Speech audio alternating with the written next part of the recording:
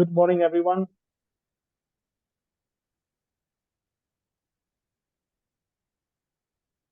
Good morning and welcome to the SENERGY NETS Technical webinar.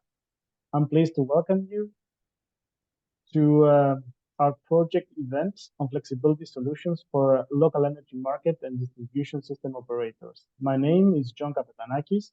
I'm a senior project officer at European Power and leader of the work package for communication, dissemination, and exploitation of the SENERGY NETS project. SENERGY NETS is an innovation action project funded by the European Union, which aims to demonstrate the technical and economic capability of multi-energy systems to decarbonize the heating and cooling, electricity and gas sectors. Today's topic of discussion is the much-needed flexibility for energy systems, and in particular, flexibility solutions that the SENERGY NETS is developing for the DSO. Our expert speakers would also provide the necessary context and shed light on challenges from the DSO's point of view. Before continuing to the presentations, I would like to share some housekeeping rules. All participants are requested to have their microphones muted during the session. After the presentations, there will be time to discuss where you can pose questions to the speakers.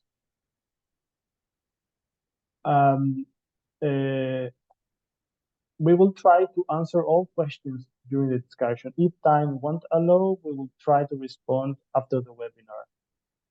Please note that the session is being recorded and will be published at the European Power YouTube channel and shared afterwards through SENERGY NETS social media and website.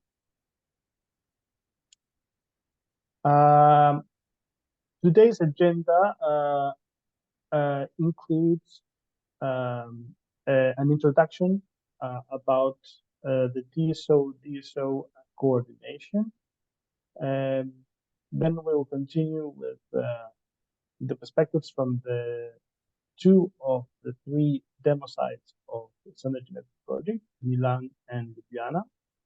We'll continue then with the flexibility solutions, and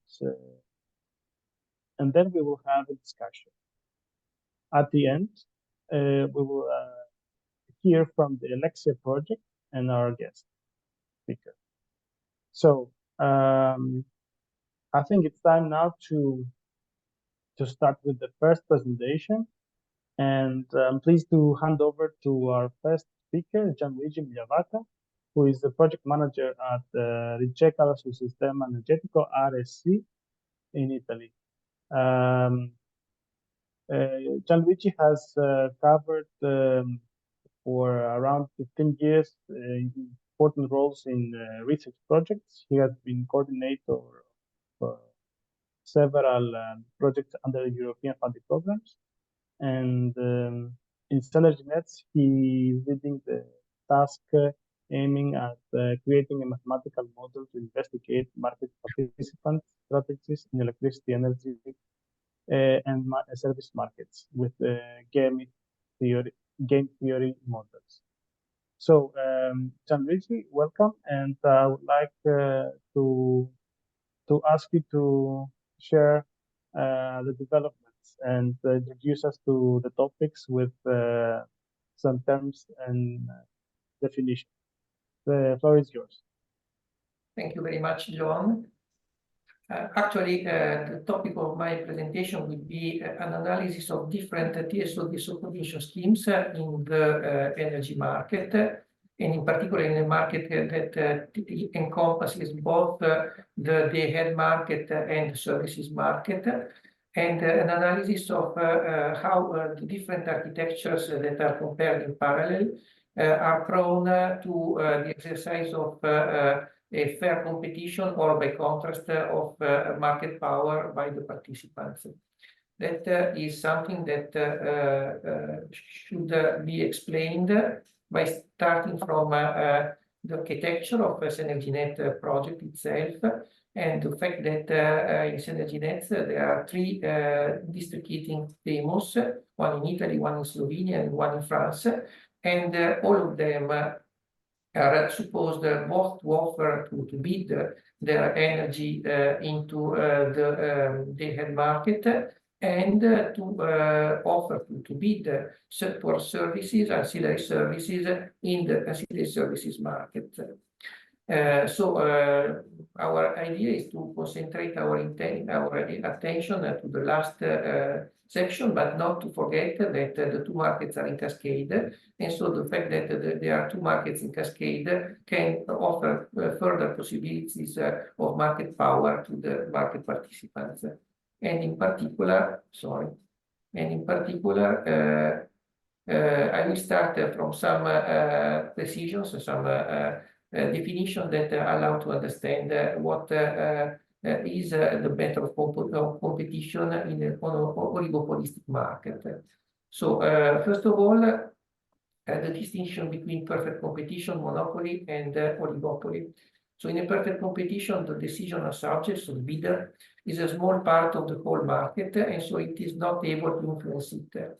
So basically, it is what is called a price taker, and takes prices that are imposed by somebody else, or in any case are determined by the market, and has only to decide the maximum quantity he or she has to produce. On the opposite side, there is the monopoly, that is the situation in which we have all the subjects that are price takers, and only one is the subject that dominates the market and is able to impose the price, and all the others are to take the price that is imposed by that incumbent. In the case, by contrast, of an oligopoly, that is the most typical situation in the electricity market, you see a limited number of big producers, plus eventually a small number of price takers that satisfy a market that is constituted by customers that are basically not able to bargain, but they are just a rigid demand that cannot modulate consumption in function of price. In the future, it will maybe less so, but in any case, that is still nowadays the main situation. And so each subject is bound to maximize his own object function, that is typically profit, but can be also be market share. And this target function is different with respect to the one of the other participants. So let's go to define what is market power. Market power is the ability of one company to manipulate the price in the market, and that can be attained in two different ways, either by bid up, so by offering the quantity at a higher price, or by capacity withholding, so by retaining some part of the capacity from the market. So we see here a classical example of market power exercised by means of bid up. So there is a company that owns two plants that are C and E, but instead of offering both at their marginal price, one is offered at a very high price, E, no? And in that case, it ends up to be out of merit order, so out of offered at a price that is higher than the marginal price of the market. In that case, the only plant that will be dispatched by that owner will be C. E will not be dispatched. So we see a lost margin that is a triangle that is highlighted on the histogram of E. But by contrast, by getting a higher price because of this manipulation, there is an increased margin by C. And as the increased margin by C is higher than the lost margin by E, actually it's convenient for that subject to manipulate the price and getting less quantity dispatched, but a very much higher price. Actually, there are two other possibilities to exercise market power. In a market with zones, there is the possibility to artificially cause congestion between market zones by knowing that in the zone that is congested and so separated by the other zones, you have some generators that can be essential in order to provide services, or in any case to solve congestion, and in that case it will be dispatched at a much higher price. And a special condition of this is the situation in which you get markets in cascade. That is the case for this tests in SENERGY NETS. So you have a day-ahead market followed by a congestion management market, so a services market. In that case, I can create congestion artificially in the day-ahead market by knowing that in the services market there will be selected at higher price in order to solve congestion or to rebalance the system. So after those definitions, I want to introduce the difference in approach between a classical optimization and a game theory approach. The yellow box is the classic approach, in which we have just an overall market in which all the generators are included, and it's aiming to minimize the total price at which energy is dispatched, and of course all the technical constraints of the plants that are in that market, as well as the transit limits in the lines, as well as the match between power offer and bid, so between the generators and consumption for each time, all together to provide an overall optimization model. That was the classic optimization model that was executed in all the vertical integration time of utilities. Nowadays, of course, utilities, as I've already introduced, have all different and separated target functions. And so you have as many problems to solve, optimization problems, as the number of utilities of GENCOs, plus one problem that is the problem of the market solver, of the market manager. And so that is a situation. So a situation in which you have several coexistent problems that have to be solved altogether. That is, mathematically speaking, a game. What you are striving in that environment in which there are several optimizations to be executed as well contemporarily is to find an equilibrium point. And the typical equilibrium point is the Nash equilibrium, in which you find a point, a static point, from which no decision maker, find it convenient to deviate unilaterally.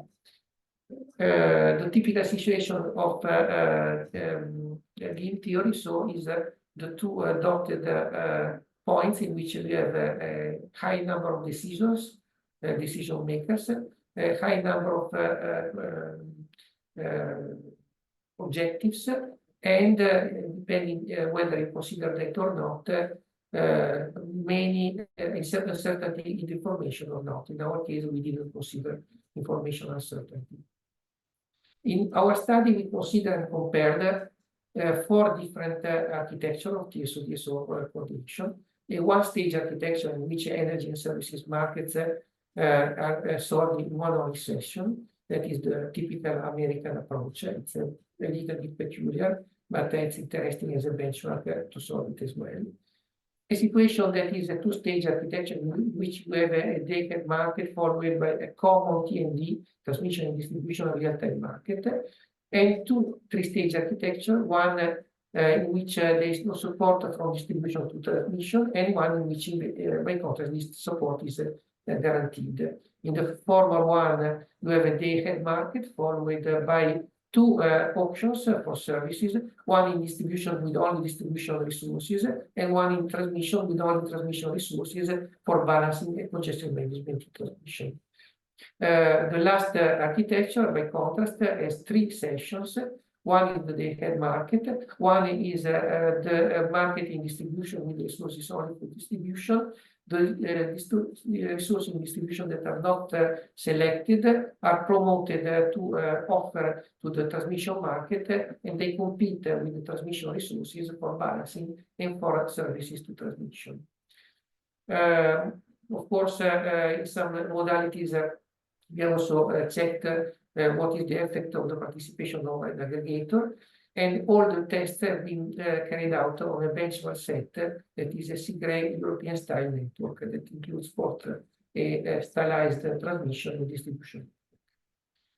The methodology that we applied is one that is called backward induction. So first you solve the real-time market, and then you go upward to solve the day-ahead market. There are two basic approaches to game theory. One is the enumerative one, and the other one is the iterative one. The former one creates a tableau, so-called decision tableau, in which you get for each box both profits of the decision makers, and you select with some techniques like, for instance, min max or max min or other techniques, what is the best point. And the other approach is the iterative approach, in which you solve in turn all the decision-making optimization problems, and you repeat it iteratively till you reach the Nash equilibrium. And in our case, we first set an enumerative methodology, and then we tested the iterative approach. But actually only the latter one was suitable for a SOP model. By writing the set of KKT conditions of the market problem and adding them to as extra constraints to the player problems, we get a customer optimization problem, so it's suitable for the iterative approach that we have just described. Just one last slide to show one table of results. Just to say that it can be a little bit counterintuitive, in the sense that in the first column you see the different architectures, and in the last column you see the final total cost, that the cost for the energy market plus the cost of the services market in mega euro. And as you can see, the one box that is highlighted in red, that is 3.1, and that corresponds to the architecture in which you have three markets, but in which distribution is not supporting the transmission, is the one that has lower prices. Actually, the differences are not so big because the model is very, very little. So in case of a real model with a real size and real number of participants, the difference would be much, much higher. But what I want to stress is that it's quite strange that the model that in which distribution doesn't support transmission is the winning one, so the one with the lowest price. The reason for that is that there is the possibility to implement strategies also for those subjects that perform curtailment in distribution. So basically big loads that can be curtailed. And in that case, those subjects find it more profitable, instead of offering to distribution, to offer their curtailment services to transmission, where they build the markets and can get higher prices for that. And so by imposing higher prices because they are essential to transmission, also the costs are higher. And so basically, for that reason, we get this counterintuitive result.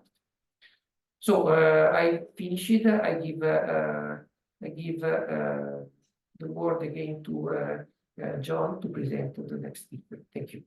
Thank you very much, Gianluigi.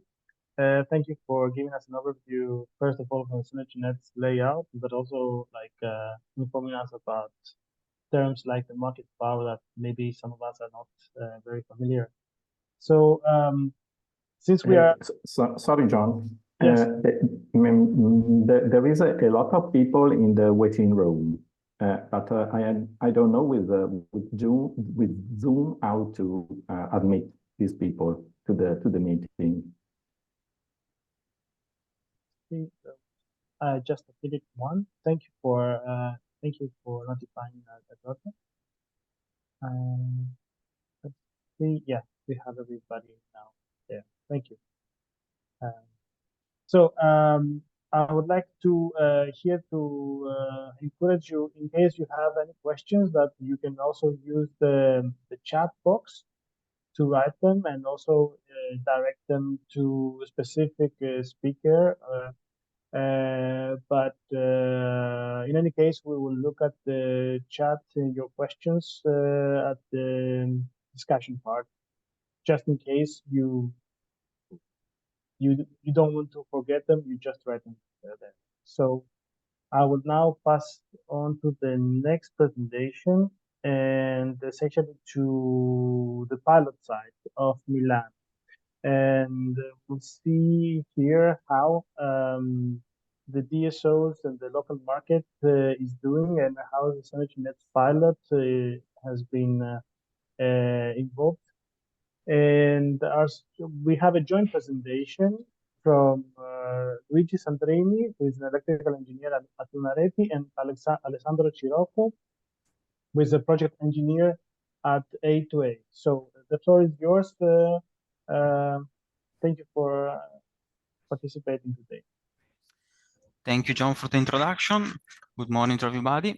And so today I want to introduce the context of the Italian demo in the SENERGY NETS, describing the challenges of the DSO and the context, electrical context that we expect on our grid, and how the flexibility service at the DSO local perspective can help us to manage the grid.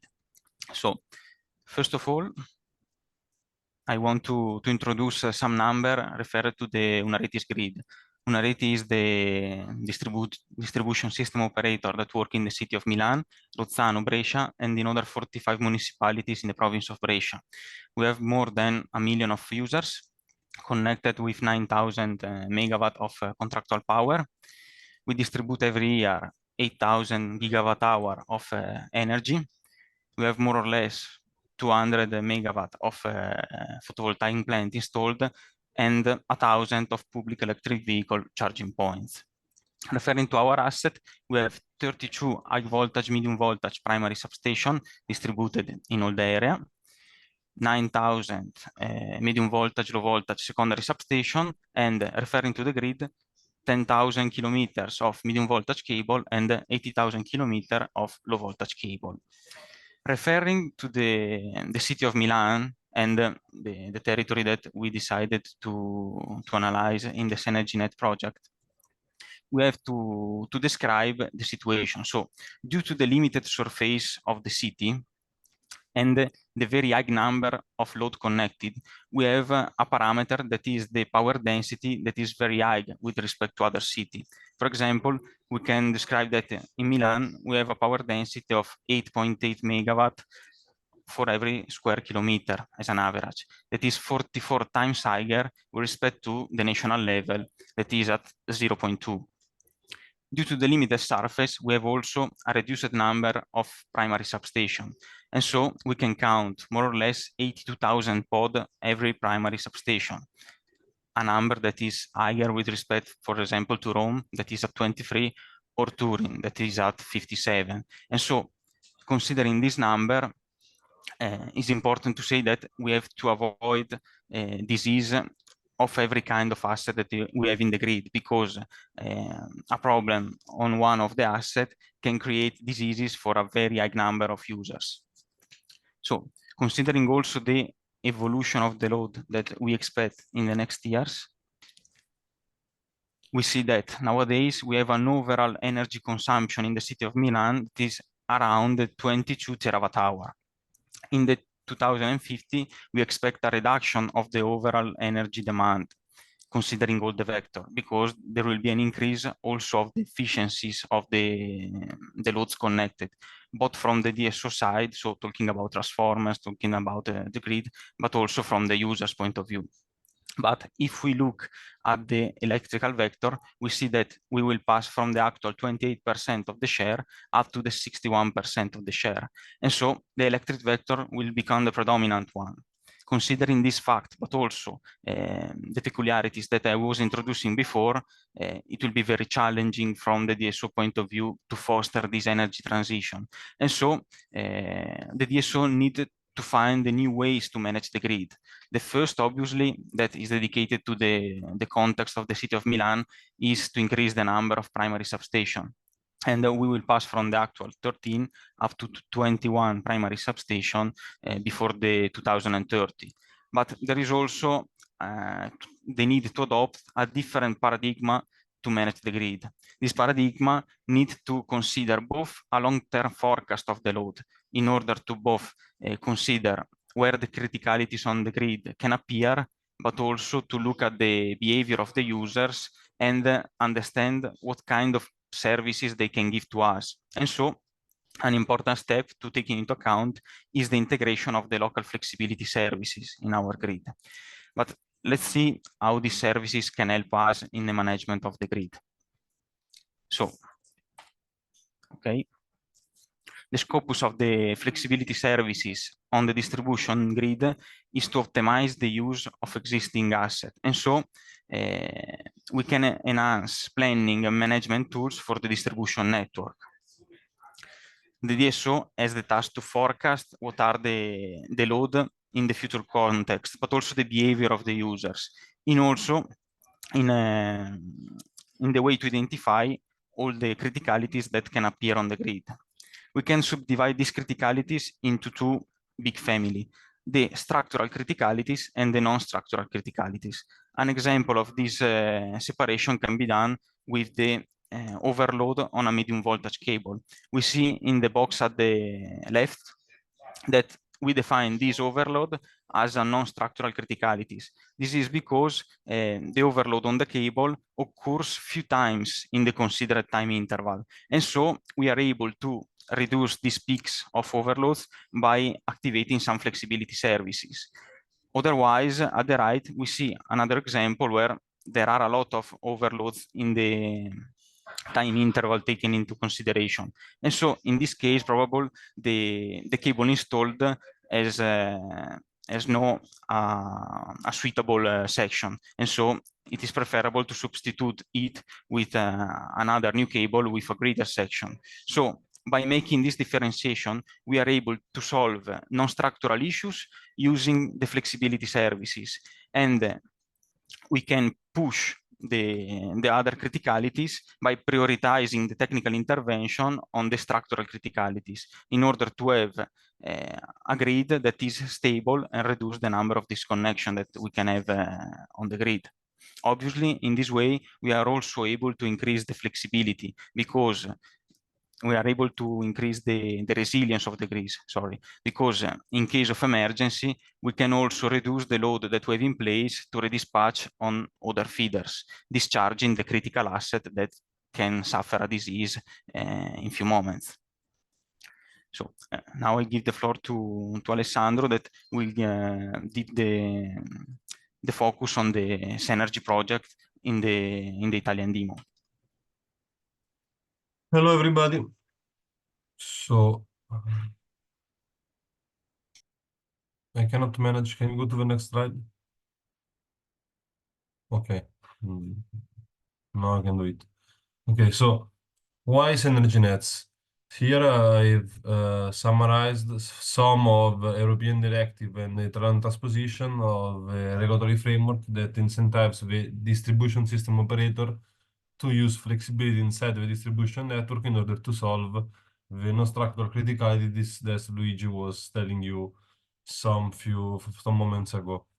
So starting from the European Directive 944/2019, that in the Article 32 incentivizes the use of flexibility from distribution system operator, it has been transposed in Italian Authority Directive starting from the 2019, arriving to the last one that is 2021, where the Italian authority that is called ARERA asks the Italian distribution system operator to propose pilot project to test flexibility in the Italian context. That's why, together with the joint other project, we have decided to participate to the SENERGY NETs in order to test the local flexibility market that I will show you in next slides. So starting from the demonstrators and the use case, we have 3 different demos. Of course, we are focusing on the first one, the Milan demo, where we have a few different paths. The colleagues of RSC that are helping us to manage and program the different algorithms that we need to manage the flexibility and the integration of different energy vector inside the Milan's area. Of course, Unareti, that is the DSO of the Milan city, A2A, that is the multi-utility that manages both Unareti and A2A Calore Servizi, that is the company of A2A Group that is in charge of management of district heating grids and plants. Together with them, we have the colleagues of Federconsumatori that helps us to share the value added to Synergy Next to the community, and Associazione Italiana di Riscaldamento Urbano, that is the association that help us to foster the process of the district heating inside the urban areas. But focusing on the Milan's demo, we have two different networks. The Unareti network, that is the electrical network, of course, it involves more than 40,000 of users, more than 104 kilometers of cables, up to 200 megawatts of contractor power, and more than 30 of production from distributed energy resources.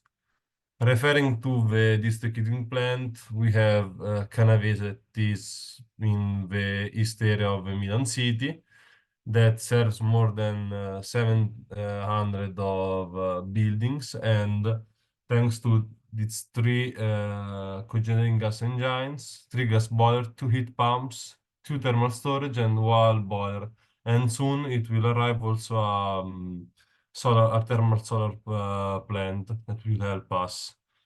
We are focusing on 3 big use cases: the simulation of Canavese to participation to the global LNC service market, so for the TSO service market, the test of the local flexibility service market, the one that we will see in the next slide, and the long-term scenario analysis in order to understand how the Milan's grid will evolve in the next year, together the electrical and the district heating one. So, referring to the local self-flexibility market, the scope of this use case is to demonstrate how the DSO will solve the non-structural criticality thanks to the exploitation of flexibility services that will be provided by different energy resources. In principle, the Canavese power plant.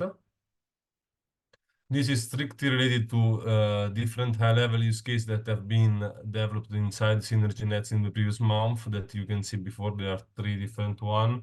The first one, it is about the provision of flexibility to the electricity system provided by the district heating system. The second one is the short-term planning for the DSO, and the third one is the flexibility procurement provision that can be used by the DSO. So starting from this, we have decided to divide the local flexibility market into 3 big steps. The first one is the long-term phase, where thanks to historical data and typical load profile that have been delivered inside the Synergy Next project, we can forecast which is the energy withdrawn by the users in order to understand which are the criticalities that needs to be solved by the flexibility. Thanks to this, we can set the product definition that we have to ask to the colleagues of Cybergrid that are implementing the local market manager platform that is used to gather from the market player the flexibility service that we need. After that, we have the market results that are sent both to the DSO and the market player. This is used to get availability from the resources to provide flexibility when it's needed. The second step is what we call the head market auction. So one day before, thanks to a better forecast, weather forecast, and the better behavior of the grid, we can redefine which are our needs from the market, and we can get the offers that have been submitted in the long-term market from the DERs inside the head market.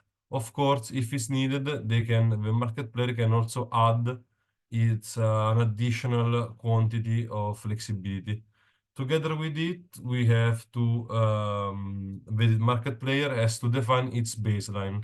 So, which is the normal consumption without the provision of flexibility that is used in order to compute the flexibility energy amount that have been provided by the different users.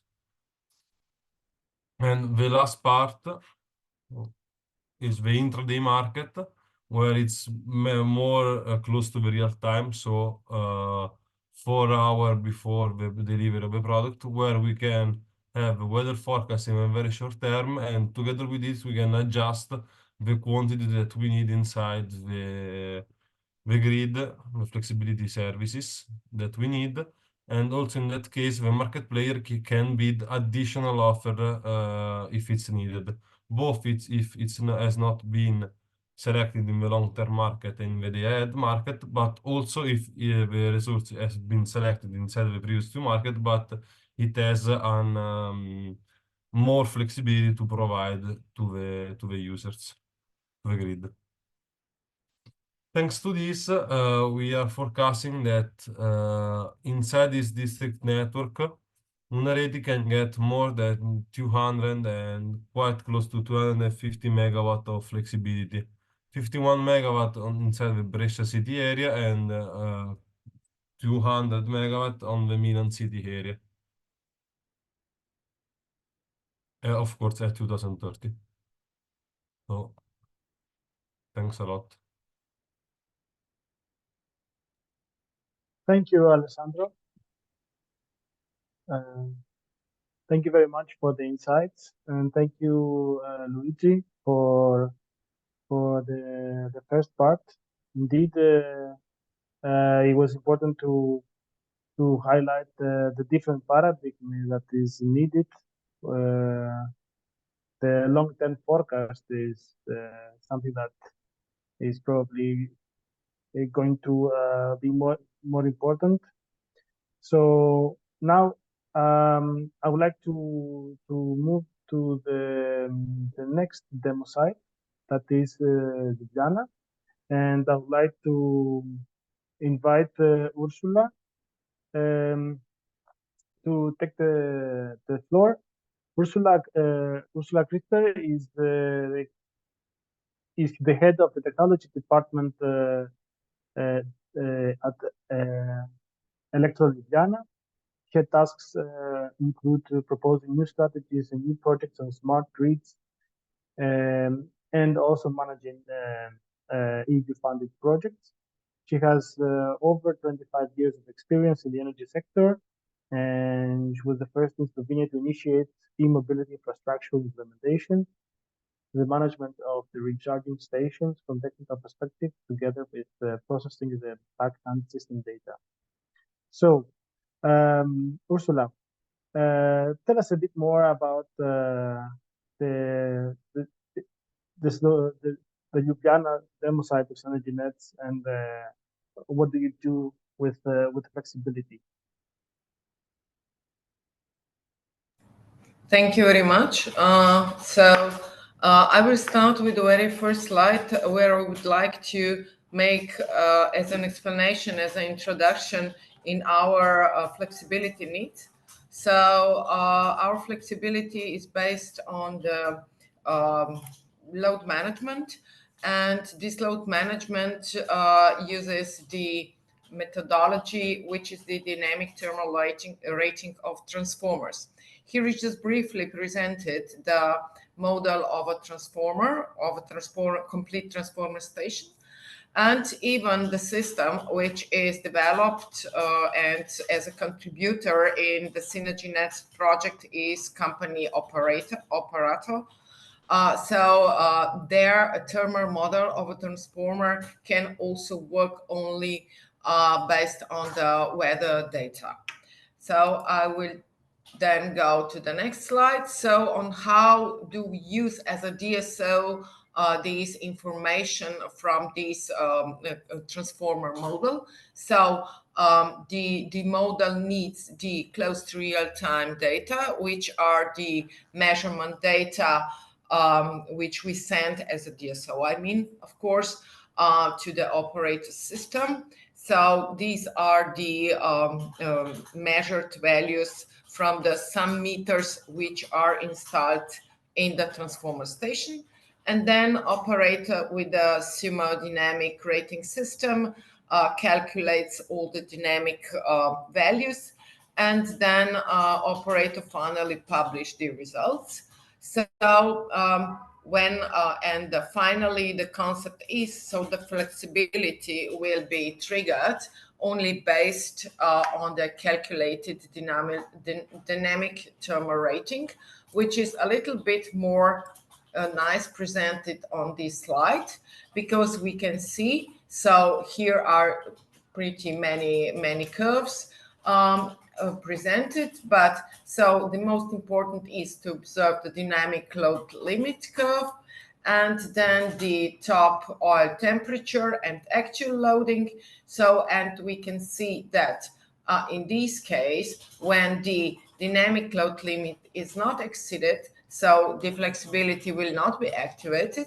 So in these cases, when the actual load is very close to the dynamic load limit, which is calculated by the Sumo system, of course, then the flexibility is activated. So the consumers will be informed that if they can decrease their loads, so what is in their flexibility capability.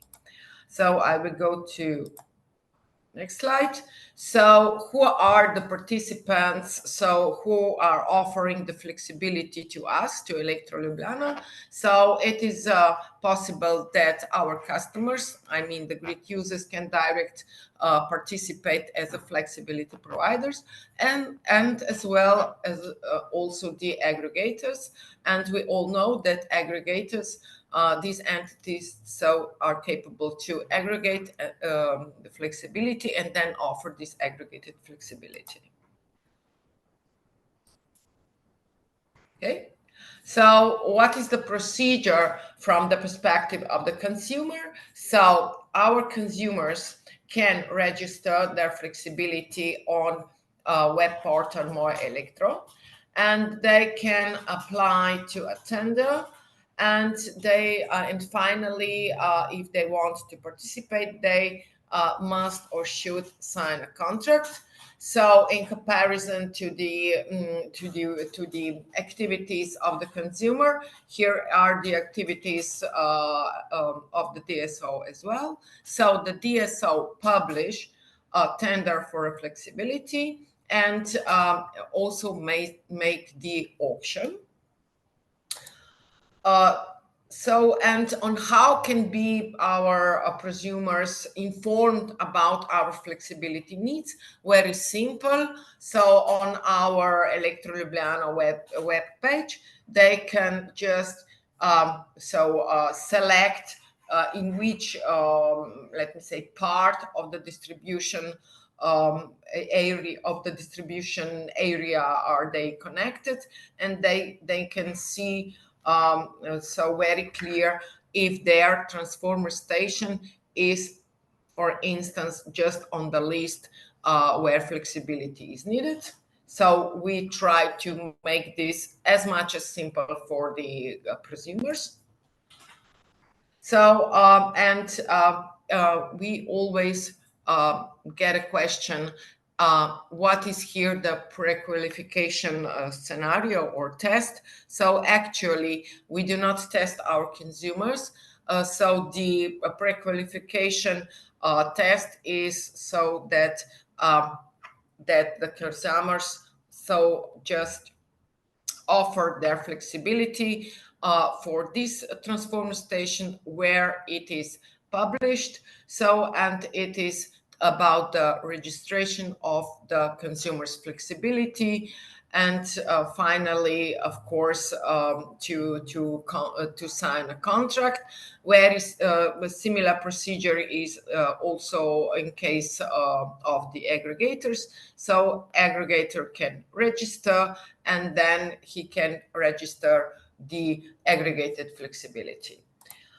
So the bids auction, very briefly. So the customer insert the bid, and after this procedure, if their bids are accepted, then customers switch to the phase of signing the contract. So it is very important, because the signed contract then is the final step, which is the basis for participating in the flexibility offering.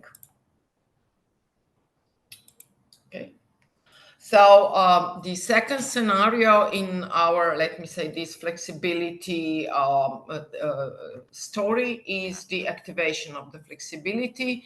So in this sequence diagram, here we have more in details presented. So we distinguish between what is happening in the real time and what is happening in the day after of the activation.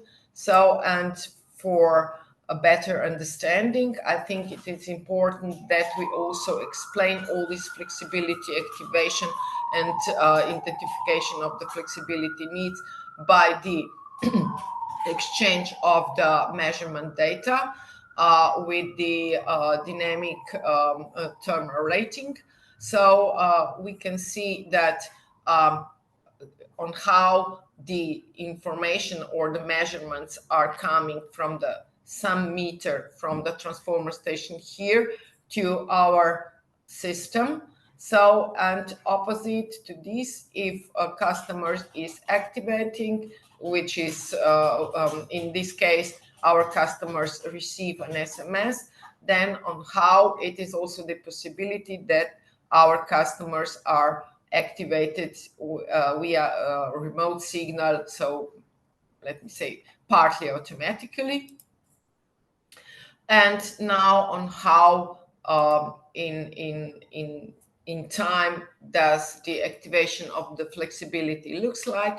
So we can see here is the activation start. So when the customer receive a message, so and then the customer has 15-minute time slot to start with his flexibility provision. So this is, here is the identified the activation start time, and we can observe two curves. So one curve is close to real-time 1 minute data from the transformer station, and beside this curve are the 15 minutes average of the measurements. This is the second curve. And so finally, when there is not anymore a need for the flexibility, here we can see when the flexibility is ended. So, and in this diagram, we can very nice see here is in this axis is the power. So the actual, let me say, power in megawatts. So we can see, so the flexibility is needed if in the next time period it is expected or calculated that the thermal limit power will be exceeded. So, and this is a very, let me say, simple presentation on how these overloads on the transformer can be solved using the flexibility. So, and so again, just this information exchange scheme on how the activation of flexibility is working. So here is the first, let me say, the step. So sending the activation request.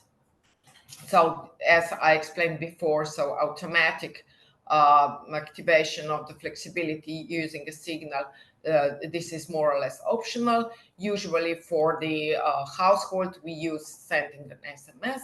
So, and we can see on how in this part all the involved system, even external system, are engaged, and what is the exchange of the information.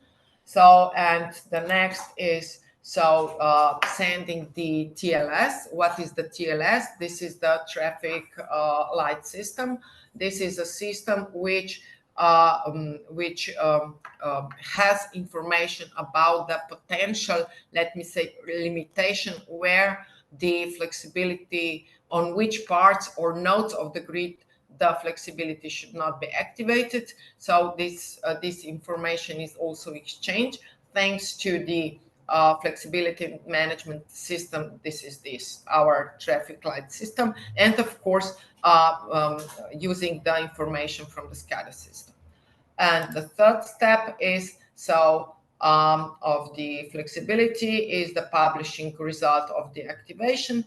So the CEPS portal is the unified entry point, and as well as a portal where the results are presented.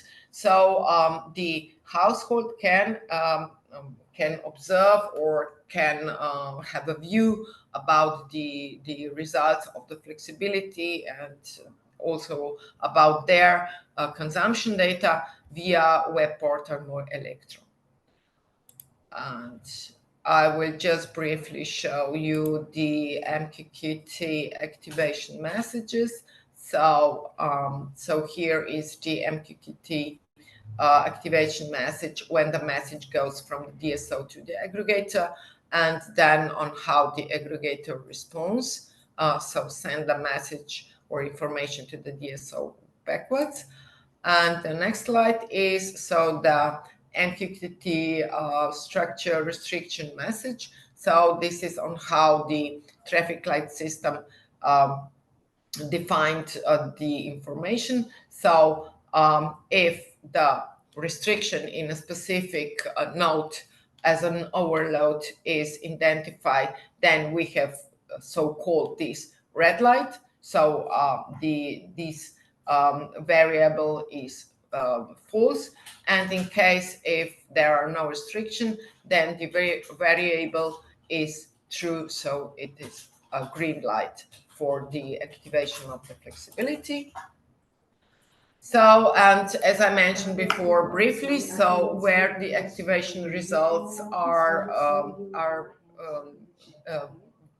possible to be viewed by the end consumer, so they can just view their activations, and as well as or their metering data and information about their metering place on portal Elektro.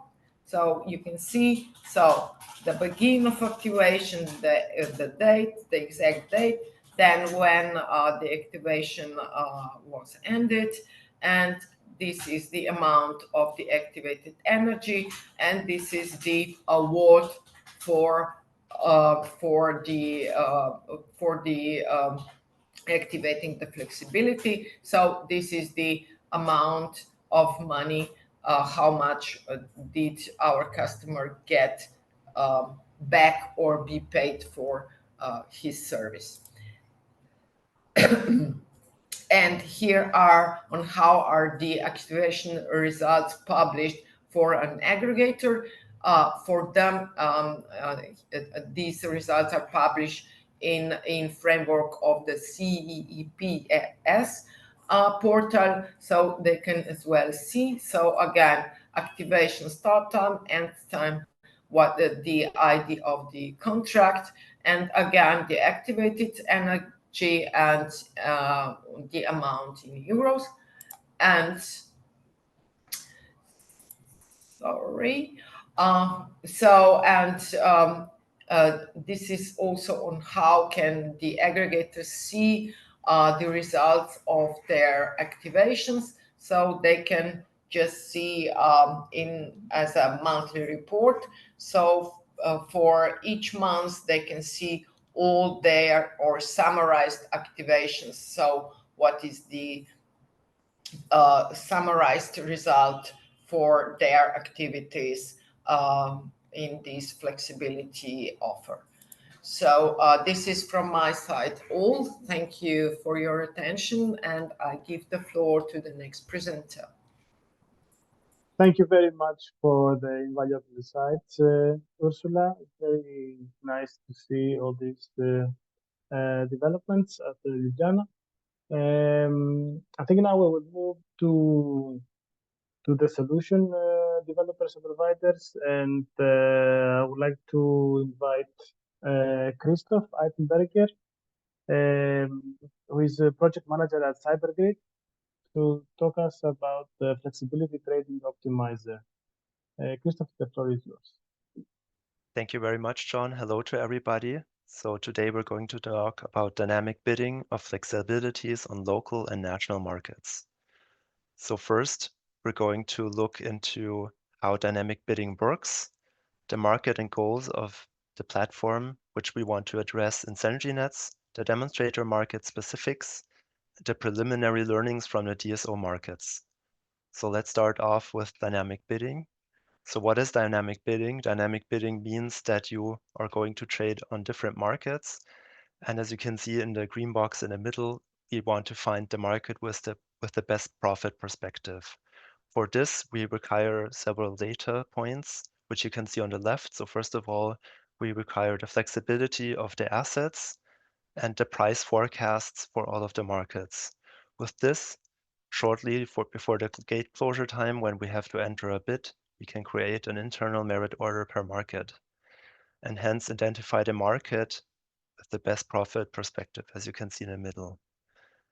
We can then place a bid depending that has the information of all of the markets for each of the markets. So first we trade on the first best market, then on the second best market when the gate closure time is closer in the real time, and we repeat the process. So every time we're going to clear a market, we're going to do a price forecast for all of the future markets, and the flexibility forecast we're also going to use, and the left flexibility of the assets. We determined 3 different sorry, could you please go to the next slide, John? To the next once more. Yes, so we identified 3 different categories of time spans. So month ahead for the DSO markets, day ahead before delivery for the day ahead energy, FCR, AFR, and MFR capacity market, and a couple of minutes to hours before delivery for the intraday AFR and MFR energy bids. Next, please. So what are different optimization strategies for dynamic bidding? So first of all, we have the highest price of the best market will affect all of the prices of all of the bids. So let's say we're about to bid for the first market, but we know that the price for the second market will be higher. We can adjust the prices for the first market to the second market.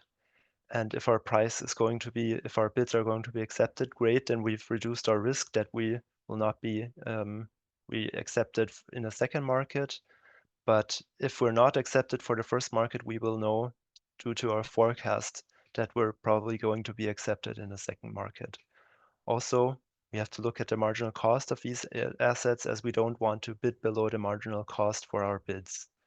So otherwise we would generate a loss. Also, the gas market influences the marginal cost price, since we have to, in SENERGY NETs, some of the multi-energy systems consume gas for electricity. So this is part of the marginal costs. Also, the target markets are different per asset, since some assets may qualify, for example, the AFR markets and some won't. So you have to think about which bids are acceptable for which markets. Asset pooling is also harder for the DSO ancillary services, since many assets are maybe located in different DSO networks and hence cannot be pooled for one DSO bid. But this would be basically possible for an AFR market. Also, energy storage has to be anticipated, since for district heating networks, you can store warm water there, and hence consume more electricity and store their excess warm water in the storage or the network. And for example, for the gas storage, if you have more gas, you can also consume later on more gas to produce more electricity. Next, please. So now what does our platform do in SENERGY NETS? So CyberGrid is developing has the platform CyberNOC, which is an aggregation platform.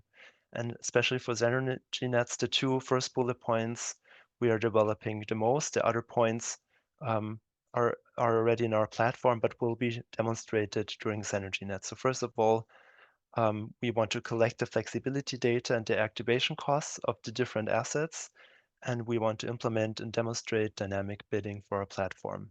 Our platform can also place bids and receive accepted bids from the different marketplaces, monitor and activate assets, and execute transparent reporting. That means per market and direction, per asset, and per quarter hour. This also helps us to identify KPIs later on in the SENERGY NETS project. Next slide, please. So here you can see which markets we will demonstrate or show during SENERGY NETS. So you can see for all of the 3 demonstrators that were already introduced, we will participate in the DSO market, and we're especially involved in the Slovenian case. So, but our company and our platform is involved in all demonstrators, which is a special role in this project, since our integration is then deeply for each of the demonstrators and not just for one. We're also going to create a market platform and market emulator, for example, for the AFR case in Slovenia and for the Italian case, where we don't integrate directly with the platforms. We will show different levels of asset integrations. For example, we're going to send out hardware to some of the assets, and for others, we're only going to integrate web API. We're the main responsible party for the Slovenian demonstrator, and hence we have here also more involvement, as you can see from the markets. These all markets are generally in an earlier stage, and SENERGY NETS aims to gain experience with flexibility procurement of the DSOs. So now let's look into the DSO markets a bit more deeper. Next slide, please. So here you can see we've seen the graph on the top left already with the different categories. So here you can see the exact gate closure times of the Slovenian market. So as mentioned before, you have the different markets, and the order is actually pretty typical for the energy markets in Europe. And their specialities here are the DSO markets, where you have the capacity declaration in September and the activation about 15 minutes beforehand. Next slide, please. So for the Slovenian demonstrator, the platform is still in demonstration phase. The procurement basically mainly targets the peak load reduction during winter. So the tenders are for the full season. They're expecting a low number of activations, and the focus is on the low voltage network, since there are currently not that much issues on the medium voltage network. As already mentioned, the target groups are prosumers as flexibility providers, but we're also going to show that larger assets can participate in the bidding process. For the compensation, only energy bids will be compensated as pay as bid, since capacity bids would require penalties, and that would scare off potential end users who would be afraid of a downside when participating in the DSO markets. Next slide, please. So for the Italian demonstrator, here we are in the development phase. They're looking for a seasonal procurement targeting very specific needs. They have long-term products, but for the products, there are different time frames in the product. So for example, we could have an evening peak product from 6 p.m. to 8 p.m., excluding holidays. They will, as already mentioned from them, have capacity in energy bids, and awarded capacity bids require then a placement of an energy bid later on. The bidding will happen manually by the asset owners, and we expect here to demonstrate large and pre-qualified assets. Next slide, please. For the French demonstrator, they're already in production phase, so the platform is running already for several years. The procurement is 1 year ahead, and they are really targeting a diverse and forecasted needs. the size and the length of the products very strongly. And what is also very special is that they have a high minimum bit size of 0.5 megawatts. They have, again, close to the Slovenian demonstrator, the capacity declaration, later on the energy activation. And if you receive an activation and accept the activation, you're expected to activate the energy bid and you're compensated for that, respectively. Next slide, please. So let's look at the preliminary summaries of the DSO markets. So let's see what is kind of similar between them. So all of them really try to target specific forecasting needs. They have long procurement lead times for long-term products. We see for some of them smaller amounts, so for the Slovenian and Italian case, which enables newer and smaller asset classes. The remote control for all of the markets is always automatic. And what we also often see is capacity declaration, but then a voluntary energy activation, like in Slovenia and France. And there are no peer-to-peer transactions, like in the intraday trade. Next slide, please. So the differences between the markets is for sure the number and duration of the energy activations and the bid sizes, the tender sizes, the compensation schemes, and also the target markets. The downsides of the DSO markets in general is maybe that they are less automated than more mature markets. And they also, when looking at the smaller assets, which especially qualify for the DSO market, you require low-cost hardware to have an acceptable return of investment later on. So the main opportunities here is basically using assets which maybe would not qualify for other markets. Next slide, please. From our platform and as an aggregator, we're going to look into pros and cons of the DSO markets here. So for the dynamic bidding, as we have already discussed, it's really important to have precise predictions for all of the markets. So when you have to already put down bids month ahead, as you can see in the top right block, it's hard to kind of figure out the compensation for the other markets in the future. So this is kind of harder for an aggregator to predict.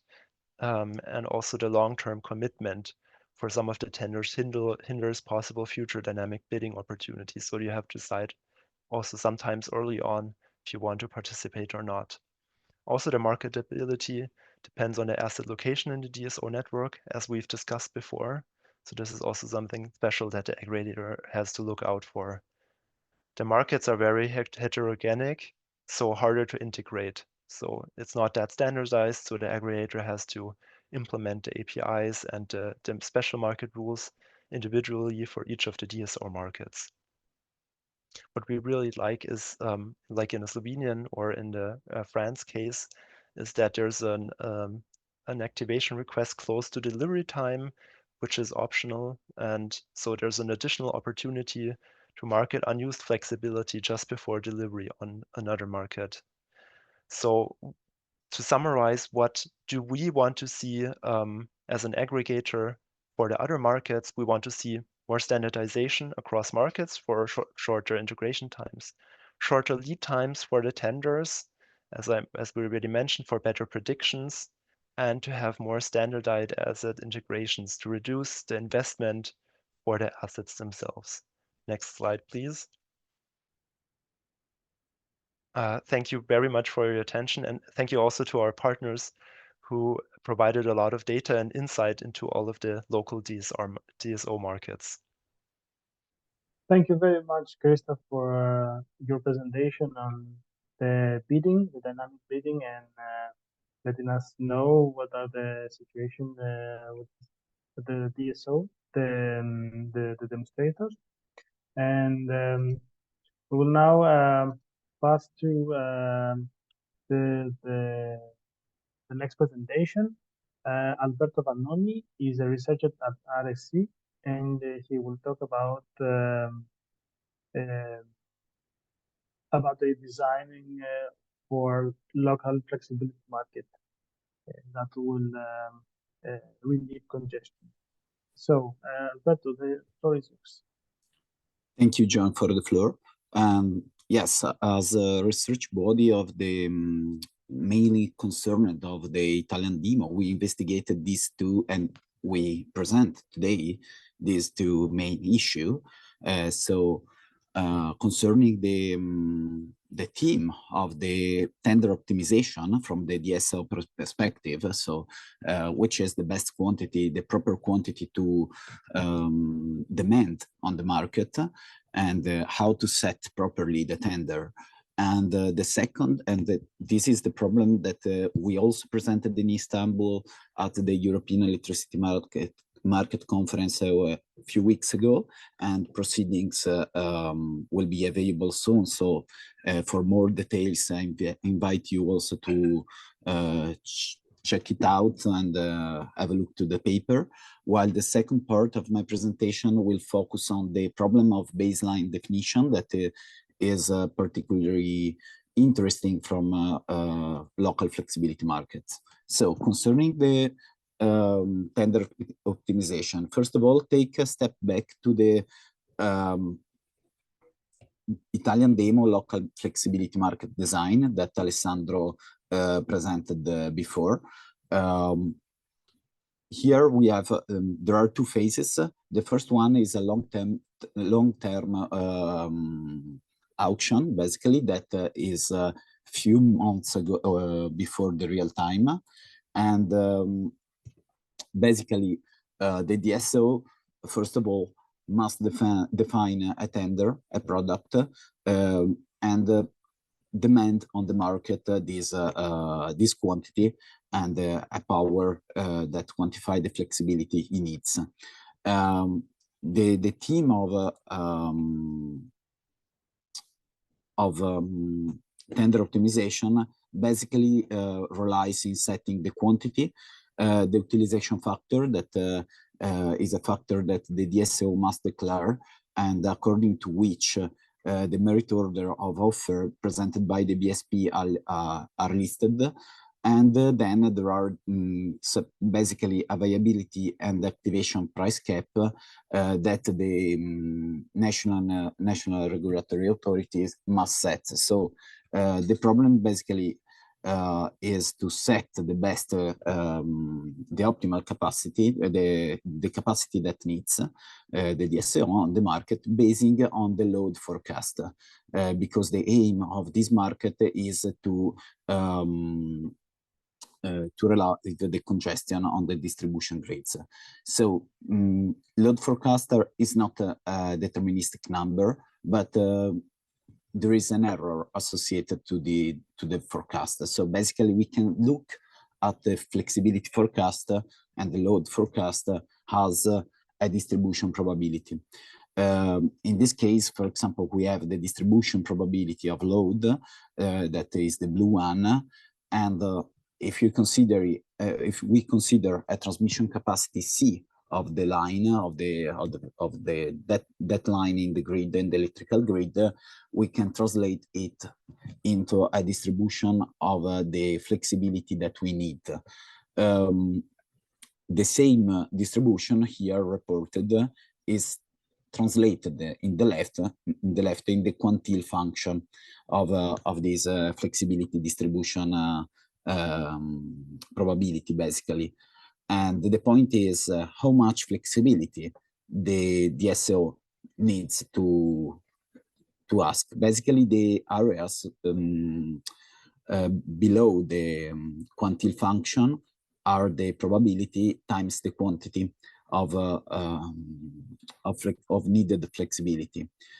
So the point is, should the DSO demand for the 50%, so the most probable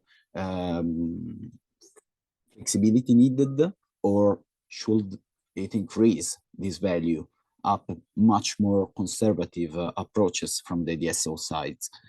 This is matter of the matter of the optimization problem that we set. Basically, we can define at least 3 sources of cost. The first one is the cost of viability. So all the resources that have been selected on the market on the long-term auction have been paid to guarantee the viability of of flexibility. Then some of these resources should be may be activated by the DSO. So in this case, the DSO must pay an activation price. All these settlement mechanisms, both for availability and activation, are pay as bid. So the BSP declare the price that he wants basically to be paid for the service, both for availability and both for in case of activation. In this case, the last case is the cost of unmet demand for flexibility. That is in this case is the red one.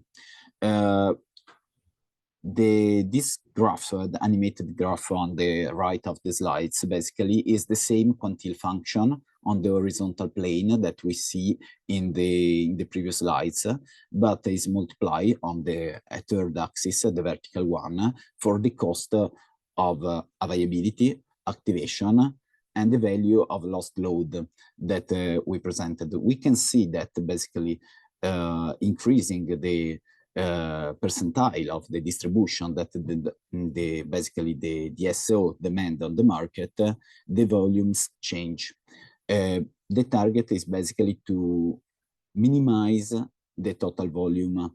At the first time, increasing from the median value, so the 15 percentile, there is a relevant reduction in the red volume. But then there is an optimum that we have to find and define. It's relevant to model also the behavior of BSPs to define how the demand is the offer from the BSP are distributed. Basically, BSP are called to define both a price for activation and the price for availability. So we model the distribution of the offer as a bivariate distribution plotted as a counter plot in the graph that you see in these slides. And then the DSO, or basically the market manager, accept the quantity up to the DSO request is satisfied. So it's relevant to observe as the utilization factor, that basically is the factor according to which the offer of BSP are listed, is changing the average price paid from for activation and for availability. For example, here there is a very low utilization factor. Increasing the utilization factor, as we can see now, we decrease the average price paid for activation, but we increase the price for availability. So it is reflected then in the optimization problem. So here is the numerical list of parameters that we set. You will have access to the slides later on, but I want to stress in the slides which is the optimization variables. So we want to optimize the quantity required in the market and the utilization factor, that is a pure number between 0 and 1, according to some parameters that are basically the shape of the distribution probability function of a flexibility forecast. What is the output is basically that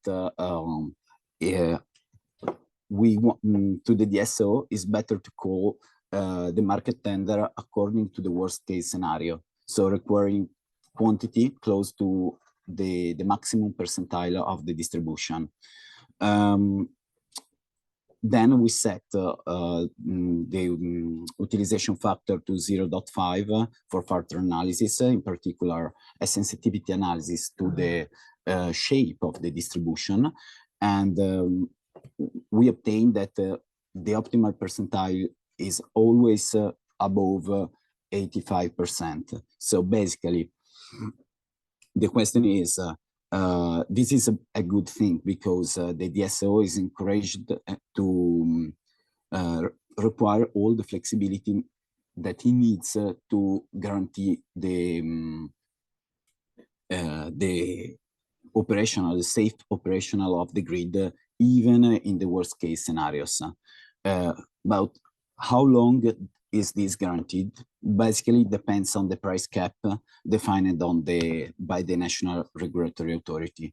So we define another problem, basically, that is wondering how much quantity is the optimal one according and varying some parameters, such as the load forecast that for sake of simplicity here is assumed as a normal distribution, and the maximum availability price and the value that we give to the lost load. Basically, the ratio between the variability, the price that we pay to the variability, and the value of lost load is the most important parameter. Basically, until the price that we paid for a variability is less than 1% of the value of the lost load, to the DSO, the optimal choice for the DSO is to demand the 99% of the worst case scenario quantity. So there is basically just 1% probability of congestions.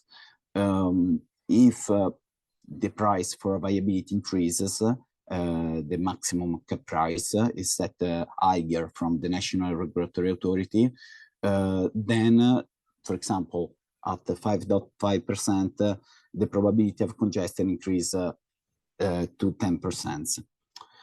But I want to say something also on the baseline definition. This is concerned the phase in which during the real-time auction, in this case, the day ahead of the real time, the BSP submit the offer of flexibility. The point is, if activated, this flexibility, which is the baseline that we have to take into account to measure that flexibility, there are some requirements for flexibility. The flexibility must be for baseline definition. It must be transparent and simple, include the possibility to provide flexibility for the widest possible group of users, and moreover, limiting the opportunities of gaming and artificial manipulation, artificial inflation of the baseline. And moreover, for this last reason, we decide to investigate a scheme of a self-reported baseline. This is proposed in the literature, but mainly for US and Chinese demand response schemes. As a SENERGY NETS project, we want to assess the potential of self-reported baseline schemes also for the European local flexibility markets. How does it work? Basically, the first plot show the time on which the BSP is constrained to bid flexibility because awarded on the long-term market. Then we can see as a dark blue the minimum offer that he is constrained to bid, but when it bids, he has also to declare a baseline. That is the light blue line.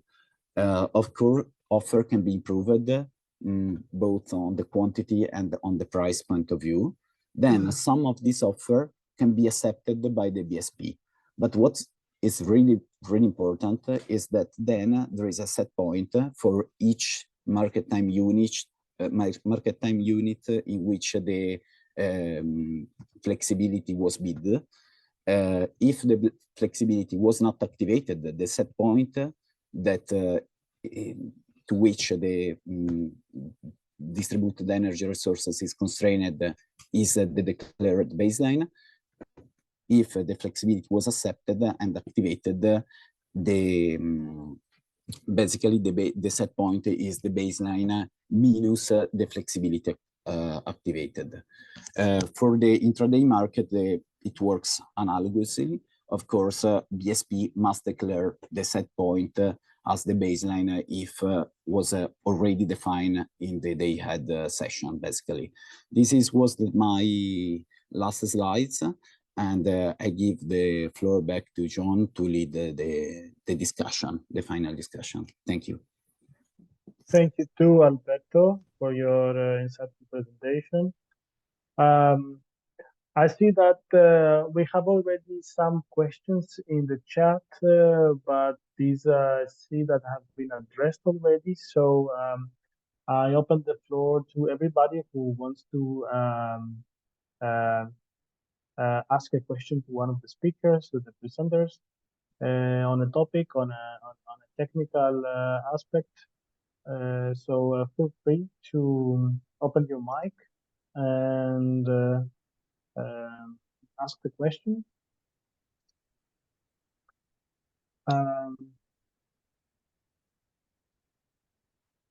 In the meantime, I could just start with one question for Gianluigi. Gianluigi, you mentioned the national regulator. So I would like to ask you the tools that are set up by RSC in SENERGY NETS can be also useful for the national regulator to analyze competition in the electricity markets. In case a problem is detected in one zone, what regulatory provisions could most efficiently be taken? Thank you, John. Yes, of course, there are different kinds of measures that the regulator can take by analyzing the results of simulation, and in order to prevent this situation to materialize in the real market. There are short-term measures that include price caps, must run of strategic generators, and so on, that prevent the prices in the market to go too high. But of course, those measures are always perceived as very delicate because they need to be tuned. For instance, the price cap has to be tuned, and the number of strategic generators selected as must run in order not to perturbate too much the market should be reduced to the minimum. And in any case, those measures tend potentially to destroy market price signals. And that is, of course, the contrary of what the markets were devised to do. By contrast, nowadays, one tends to prefer long-term measures, like stimulate the settlement of new generation where it is mostly needed, and to stimulate new flexibility like demand-side management. Of course, an important measure is to institute the so-called capacity markets that are nowadays spreading all over Europe. And in the Flex Plan project that I led, finished 1.5 years ago, we proposed to create node-sensitive capacity markets in order not only to analyze the need to create new generation where the market is short of it, but also to establish or to favor certain it when it is mostly needed, taking into account the structure of the network and how and where shortcomings are located. However, of course, only creating the incentivization tools for new generation and new flexibility can also not be sufficient, because the new generation can be bid, of course, at whatever price. And so the awarding of incentivization measures in capacity markets should be accompanied by creating other tools that are compulsory tools for those who create who perceive those incentivization, like a contract for difference that oblige to settle at a predefined strike price those incentivizations in order to prevent them or make them incentivized to adopt strategic behaviors. So basically, the mix of capacity marks, so long-term measures, and the contract for difference should do the work. Thank you, Gianluigi. And once again, I would like to invite everybody to reflect on or comment on the discussion and the questions we're taking now. I would like to ask Unareti, referring to the estimation of the flexibility services that will be available in 2030 on the Unareti's grid. I mean, what were the assumptions that you put in place to declare such quantities? Could be Unareti or A2A, of course. Okay, so I will answer that question. So as Luigi has shown during the presentation, we have forecasted, Unareti has forecasted the evolution of the grid. So we will have a switch to the electric vector from gas grids and also switch to the gas grid to the district heating. And this will increase the number of users that are connected to our grid and also the power connected to our grid, to Unareti's grid. So starting from that, we have assumed that there will be this increase of consumption, but also of power availability on the grid. And reflecting about the different type of users that are connected, we have selected which can be the users that can provide more flexibility on the grid, such as district heating power plants or big users connected to the medium voltage grid, that electric vehicle charging points that can provide this flexibility. Of course, taking into account that they have to provide a minimum quantity of baseline that cannot be given as flexibility services. Thank you, Alessandro. And one question for Cybergrid. May I ask you, Christophe, why does the DSO need so long lead time to compare to TSO services? So basically, as already kind of mentioned, the DSO has, compared to other markets, very specific needs that have to be covered. So they have to be assured that those needs are covered beforehand. Also, it's harder for them to acquire the flexibility since the market is smaller. As I already mentioned, that on different parts of the network, only the assets in that network can actually participate in that market. And also there's less liquidity, so they have to be really sure that they will achieve the flexibility they're asking for.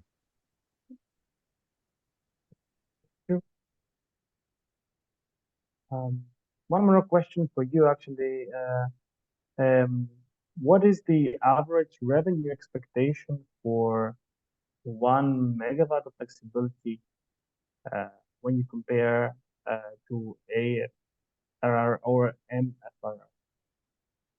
So from our historical perspective, which maybe can change in the future, it is 50% less DSO compared to the AFRR markets.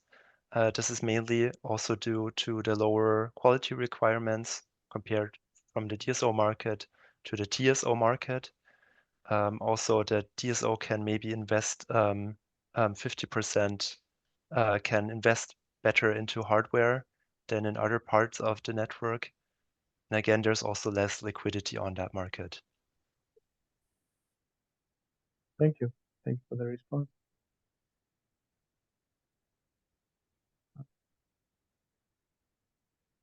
Maybe one more question for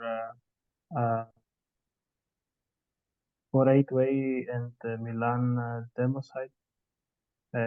What types of users can participate in the local flexibility market? Are there prerequisites to be met? Okay, I'll take this this argument. So to reply this answer, there can be two different points of view.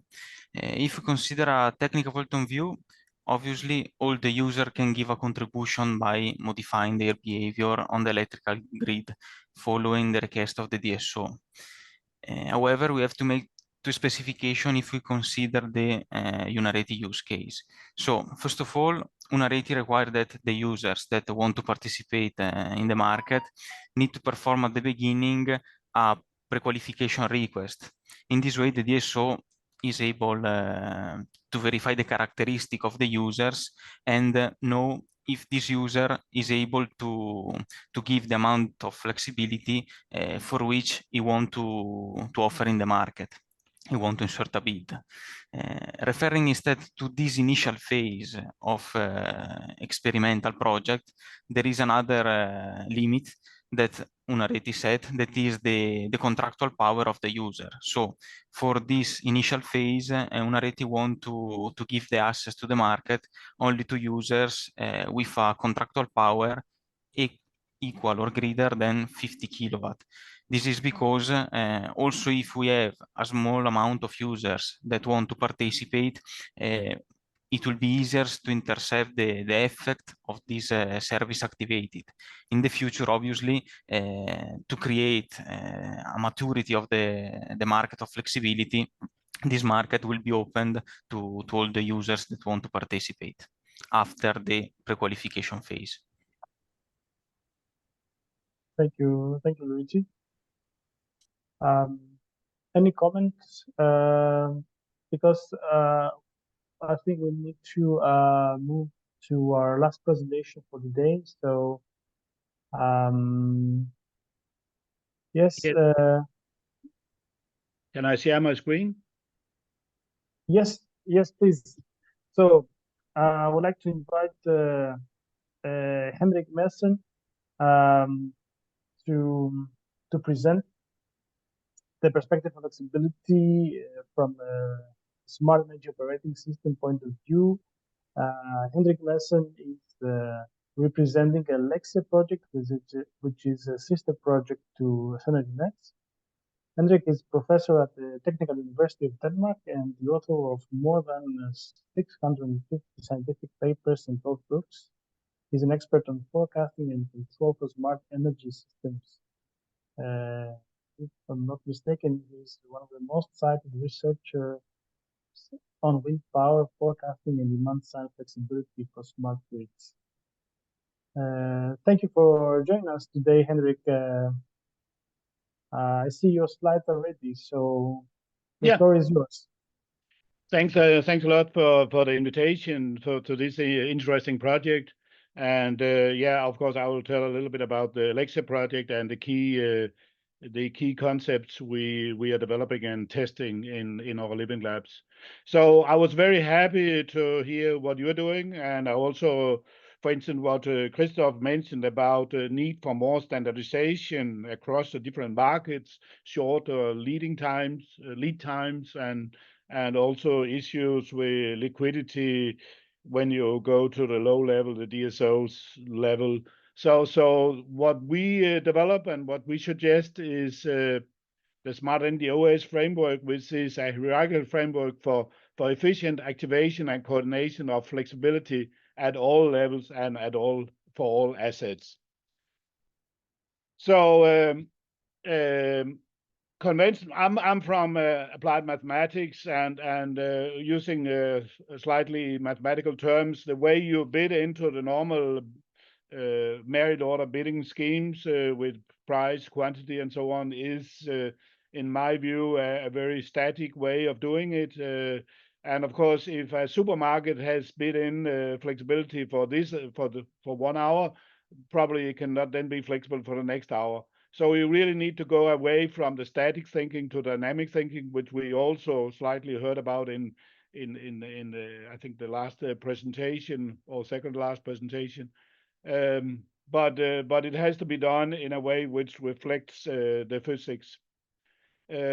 Furthermore, with more demand response, with more focus on low-level flexibility with households and prosumers and so on, we definitely need to consider the stochastic behavior. So what we are doing is, instead of having a lot of different markets for handling different problems, ramping, voltage, frequency, FFR, whatever, we simply have a hierarchy of combined optimization problems, which is, at the lower level includes the controllers. And instead of and what we do is we simply have the hierarchy, and the hierarchy by itself decompose the problem into a set of control-based solutions. And the flexibility is simply described by a dynamical function. And we have also, what I think Christoph mentioned, is that we need to have a low price solution on the end user side if we should activate the activation in ordinary homes. And we simply don't require any installations. We just have a one-way broadcasting of prices. So basically, we think that we need a disruption. Of course, we believe when we consider a next day ahead market like the North Pole here in Denmark, we should have the merit order bidding schemes and so on. But when we go to the lower level in the grid and consider also energy grids, also, and I will show examples with the district heating systems, which we consider in ELEXIA, we simply need to go away from the ordinary thinking with elasticity and simply consider dynamics and stochasticity and focus on the flexibility. So if you consider just 20 houses along a feeder in a small grid, here is some data where we have seen that where we can see the price went up at some point here. Probably you cannot see my cursor. I'm not sure about that, but and when the price, which are on the lower part, goes up, then the consumption goes down. But of course, after some time, they will start to use the electricity anyhow, because otherwise it gets too cold. And then later on, when the price goes down, then the load goes up. So we simply need a model which relates the price and the load, for instance. And this is what we describe as one of the fundamental energy management system tools in ELEXIA. This is the flexibility function. This describes the response on a step change in price, and it can look like this, but it can also look sometimes there is a rebound effect, sometimes not. So the flexibility function is a fundamental tool for across all energy systems which we consider in ELEXIA. Another fundamental tool we are using are data-driven digital twins for real-time applications, because we need things which can run in real time. And for instance, we are also harvesting the flexibility from wastewater treatment plants. And for wastewater treatment plants, the first model we got was something like 43 nonlinear differential equation, and it took us 1 hour to calculate what will happen in 5 minutes. So we simplify things, and we are using what is stochastic differential equation or data-driven digital twins, which are able to assimilate information from sensor data in the system into the modeling in real time at all levels. And so having the flexibility function and the data-driven digital twins, we have the relationship between the price and the response. And the response can be the load, and we can do that for peak shaving, for dynamic transformer rating, for voltage control, whatever, if we consider, the DSO level mostly. So if we have this dynamic function between price and response, then we can also use this dynamic function, develop the controller, which predicts the price for the next couple of hours, so we get the load we would like to have. So that means we can take care of everything. So we don't need a different API for different markets. We're simply having one setup solving voltage issues, balancing issues, transformer issues with an oil temperature. We are using dynamic transformer rating and so on. And of course, at the same time, flexibility on the DSO side also helps the TSO with their frequency stabilization and congestion problems and so on. Another thing which is very important is in the smart energy operating system is that we operate models which is organized in hierarchies. So that means that, for instance, the forecast seen by DSOs, and in Denmark it's a tiny country, but I think we have 44 DSOs. But the forecast, for instance, for load seen by a DSO is coherent with what, for instance, the TSO is seeing. So our modeling ensures that we can zoom in and out in space and time and operate flexible electrical. The backbone is a power normally at all scales. So this is the core concept of the smart energy operating system. So if we zoom out in space and time, the day ahead markets, considering the price zones we have today, then of course we should use conventional markets. But when we go closer to the physics or to the DSO level, we need to take into account dynamics and stochasticity. And we are using the flexibility function as a mathematical mapping between the static conventional market thinking and the new dynamic need for flexibility and so on the lower level. And this is now going to be standardized in ISO standards, and that's called the minimum interoperability mechanism. And that's something we are now using for controlling the flexibility and using the flexibility also in wastewater treatment plants and so on. So the proposed, the structure we are using is that we simply, all the players in the system, and of course this is electricity only, I'll come to district heating soon, then they have constraints. We need to take care of power flow and everything. And based on that, they generate a contribution to the price, and the final price is then added up and sent to the user. And then it will solve all the different problems we have in the network. And of course, since the TSO and the DSO are not considering the same physical geographical area, of course, then we will not have this problem of cancellation, which is sometimes mentioned. So one of the things we have done with Gianluigi, actually, he was the project leader of the SmartNet project, is we used summer houses with swimming pool to help DSOs in the western part of Jutland, the western part of Denmark, to help servicing the DSO grids. So and we can also use the water in the swimming pool to store a lot of the excess wind power.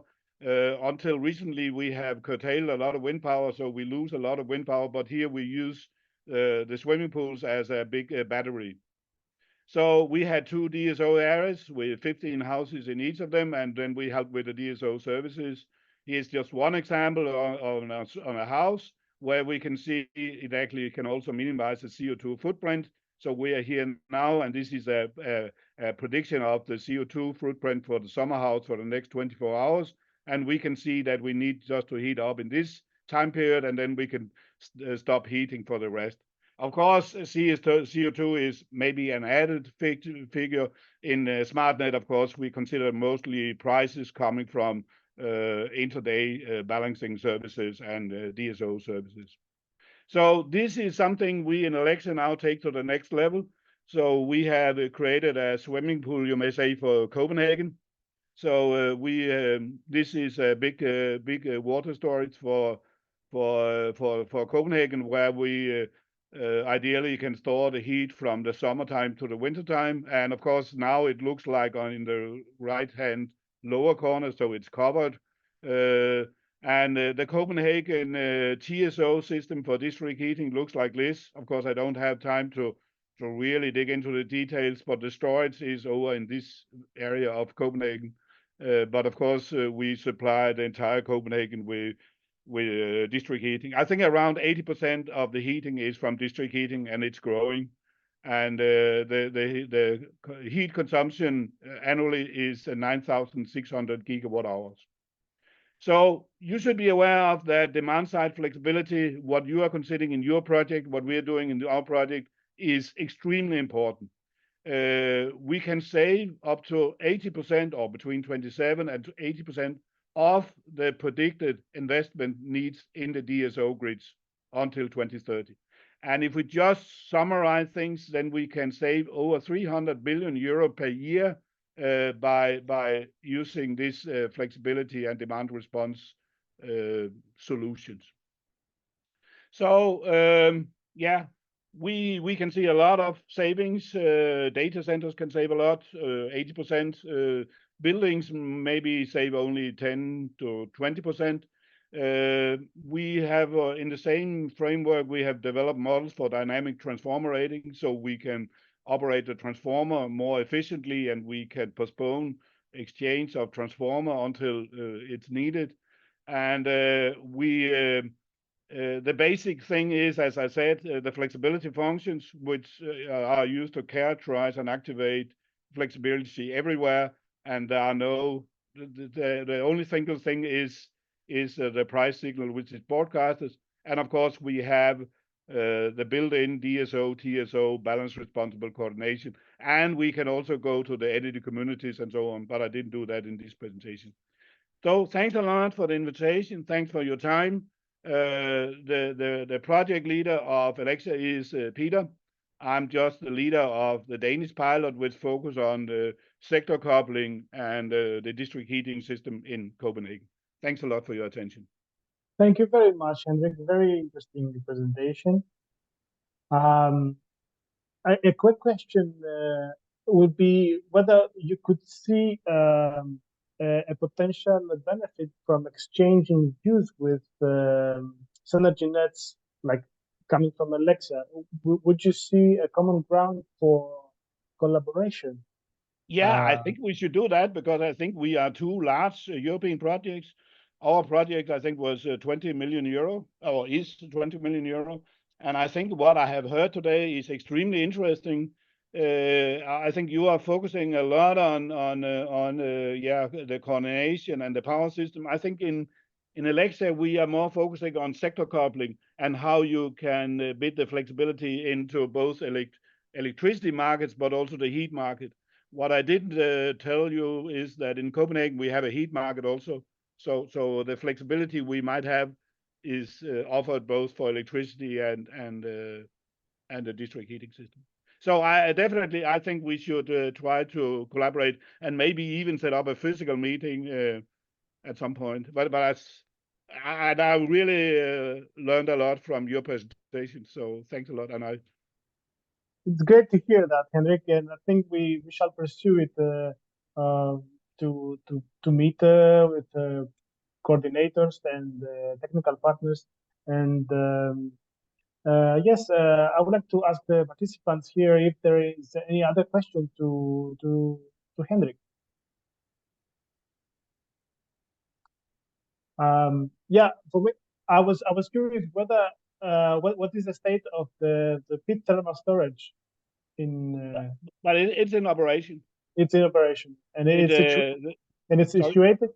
Where is it situated? It's if you know Copenhagen, it's near Høje-Taastrup.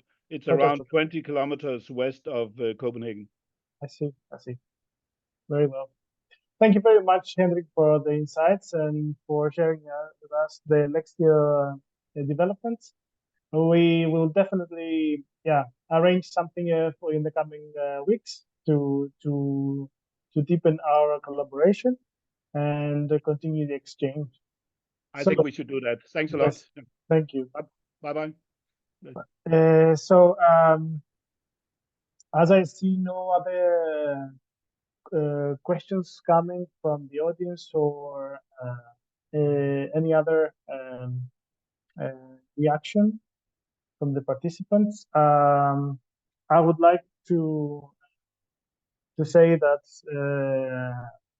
we are very thankful to all the presenters for their effort and their contributions in today's webinar. SENERGY NETS is currently on its second year, and You can find more about the project and the demo sites by accessing the available reports through the website. There you can also subscribe to our newsletter and also follow us on LinkedIn and Twitter. We hope you enjoyed and find useful today's webinar. Thanks again for participating and attending. Thanks again to all the speakers.